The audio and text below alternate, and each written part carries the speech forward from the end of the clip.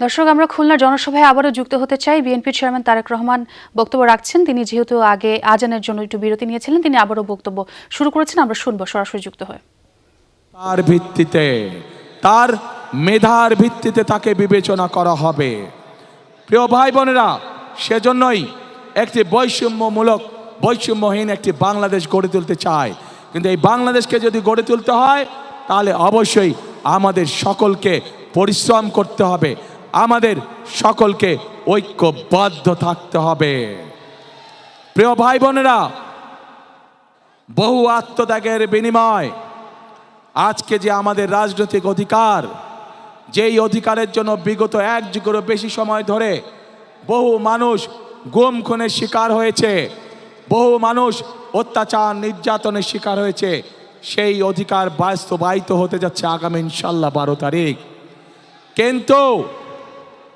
কিন্তু আমরা খেয়াল করছি, একটি মহল বলার চেষ্টা করছে এবার ভোট গণনাতে বলে অনেক সময় লাগবে। শুনেছেন এই কথা আপনারা?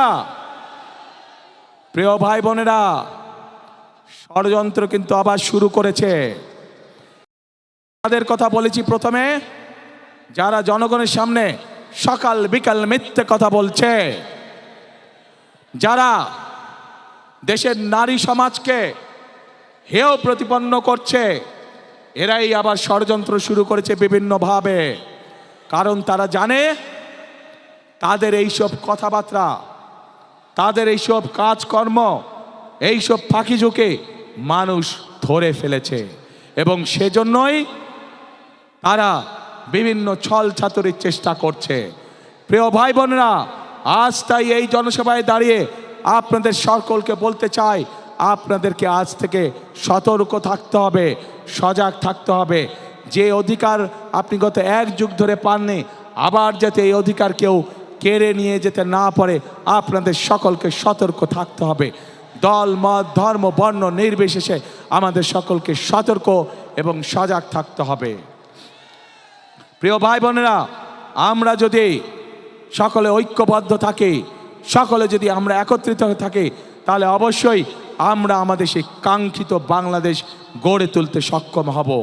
এবং সেই কাঙ্ক্ষিত বাংলাদেশের স্লোগান হবে একটাই।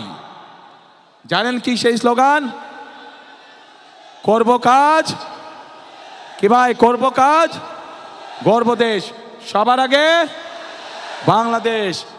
করব কাজ, সবার আগে ইনশাল্লাহ।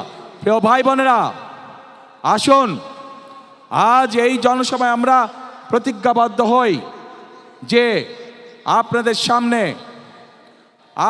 সামনে অভিজ্ঞতা রয়ে গিয়েছে, এবং বর্তমান মুহূর্তে যতগুলি রাজনৈতিক দল আছে তাদের মধ্যে একমাত্র বিএনপির অভিজ্ঞতা আছে দেশ পরিচালনা করার।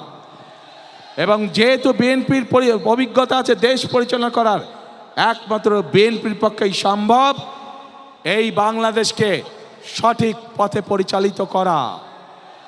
প্রিয় ভাই বোনেরা, দেশকে যদি সঠিক পথে পরিচালিত করতে হয়, দুটো বিষয় আমাদেরকে অত্যন্ত সতর্কভাবে সজাগ দৃষ্টি রাখতে হবে।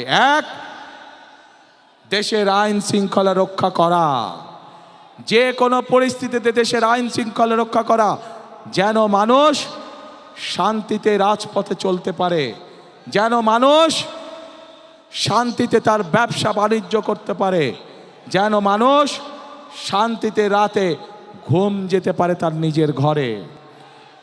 এই অভিজ্ঞতা বিএনপির আছে। বিএনপি জানে কিভাবে দেশে নিরাপদ পরিস্থিতি তৈরি করতে হয়। প্রিয় ভাই বোনেরা, একই সাথে বিএনপির আরেকটি অভিজ্ঞতা আছে কিভাবে দেশকে দুর্নীতির করাল গ্রাস থেকে বের করে নিয়ে আসতে হয়। অতীতেও আমরা দেখেছি যে স্বৈরাচার পালিয়ে গেছে, তারা যখন অতীতে ক্ষমতায় ছিল, তারা যখন দেশকে দুর্নীতিতে সয়লাভ করে দিয়েছিল, পরবর্তীতে যখন দেশনেত্রী খালেদা জিয়া দেশ পরিচালনার দায়িত্ব গ্রহণ করেন, আমরা দেখেছি কিভাবে ধীরে ধীরে বাংলাদেশকে বিএনপি সরকার দুর্নীতির রাহু করাল গ্রাস থেকে বের করে নিয়ে এসেছিল। প্রিয় ভাই বোন,